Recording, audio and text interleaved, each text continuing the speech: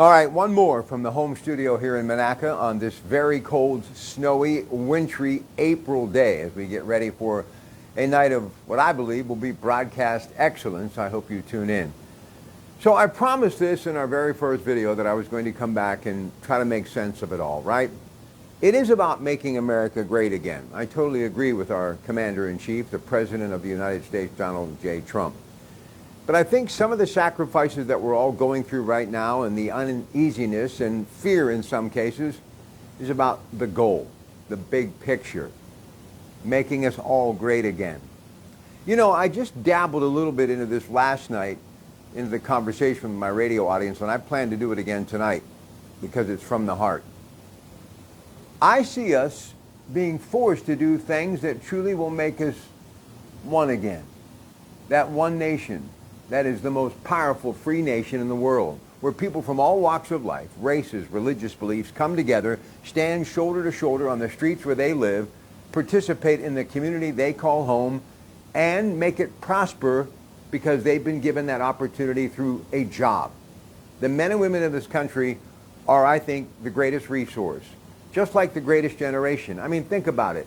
Sometimes stepping back and going through pain makes you push harder to get to the other side.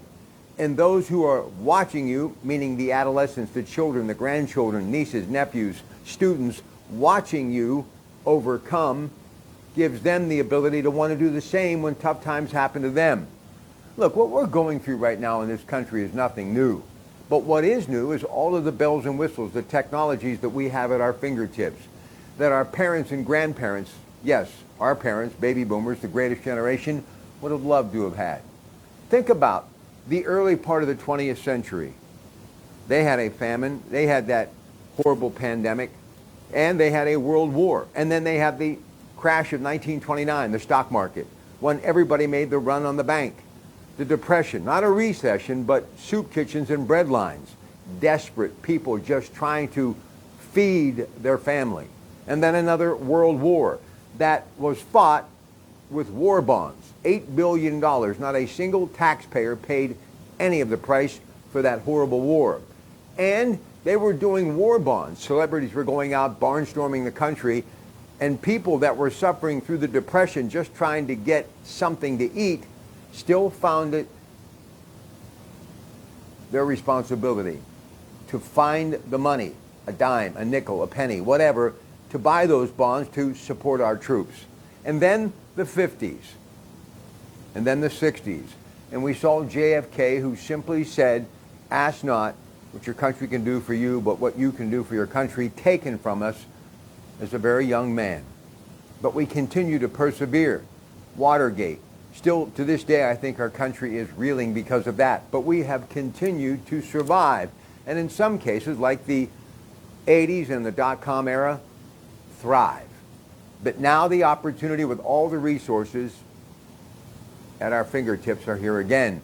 And it's kind of like a throwback, the industrial age. Now with natural gas and this Nippon Steel, U.S. Steel deal pending, my fingers are crossed. I think it will be the gateway to an incredible future of rebirth in America, and I think giving us a chance to compete on the global stage. And these tariffs that we've been talking about, it's stepping back to reset the bar, but it's also making families reset their lives, getting back to the basics. Faith, family, country. Gathering at that dinner table after a long day at work or school. Helping public education because of the tax dollars, supporting our teachers, supporting the men and women of the military, and being proud to display the American flag. So we will continue to push forward America tonight, your Pratte Pack.